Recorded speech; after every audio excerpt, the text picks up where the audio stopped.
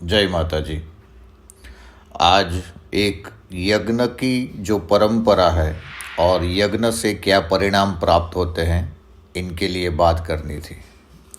हमारे साथ जुड़े हुए, अंतिम धाम आश्रम से भी जुड़े हुए जो व्यक्ति थे, उनके वहाँ एक हादसा हुआ और वो हादसा पिछले साल 2020 में शरद पूर्णिमा के दिन हुआ और उनका जो लड़का था वो ऊपर से गिरा और एक्सपायर हो गया। उसके बाद जो पूरा परिवार था वो सदमे में चला गया और ये हादसा उनके लिए बेहद एक खतरनाक था, जिसके कारण पूरा परिवार डिप्रेशन में था। जब मुझे ये बात मालूम हुई तब मैंने ये बताया कि हमारे शास्त्रों में जो लिखा है वो यही है कि आप पुण्य से वो चीज़ वापस प्राप्त कर सकते हैं।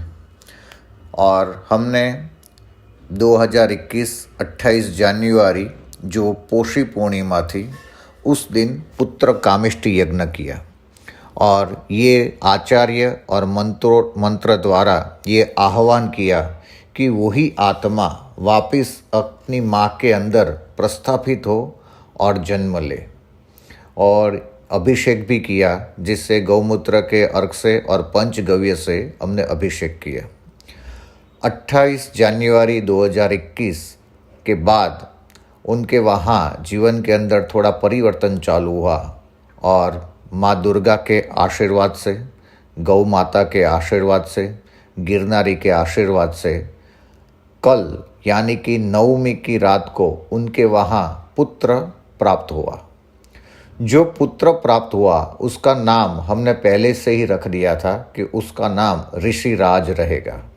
और ये ऋषिराज कुछ सर्जन करने के लिए ये पृथ्वी लोक के ऊपर अवतरित हुआ है, ऐसी हमने प्रार्थना की थी और जो संकल्प आज पूरा हुआ।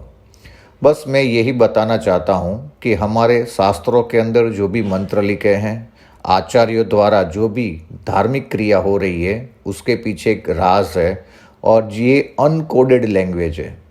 सिर्फ आपके पास सक्षम गुरु होने चाहिए जो अनकोडेड लैंग्वेज को डिकोडिंग करके आपको बताए। तो आज पूरे अंतिम धाम परिवार को मैं बता रहा हूँ कि अगर यज्ञ करने का आपको कोई मौका मिलता है तो आप ये गंवाना मत। यज्ञ परंपरा को चालू रखना। और आज यज्ञ परंपरा के कारण ही उनके घर पे जो सदमा था और जो सदमे में से पूरा परिवार कभी भी बाहर नहीं आ सकता था, वो यज्ञ परंपरा से, गौ पंचगव्य से, अभिषेक से और मंत्रों की ताकत से वापिस वही आत्मा को हमने वही कोख के अंदर जन्म दिया और जिसका नाम था वही नाम वापिस उसको प्रस्थापित किया। इसलिए मैं आपको सबको नम्र निवेदन करता हूँ कि कभी भी कोई भी धार्मिक क्रिया की आप मजाक न करें। उसके पीछे राज होते हैं और उसको समझने का प्रयत्न करें। बहुत ही नसीब से हमें हिंदू गोत्र में जन्म हुआ है हमारा, तो ये हिंदू परंपरा को समझना हमारा सौभाग्य है, उसे वो प्राप्त करें। अस्तु। वंदे गौ मातरम। विरल बापू मौज। जय माता जी।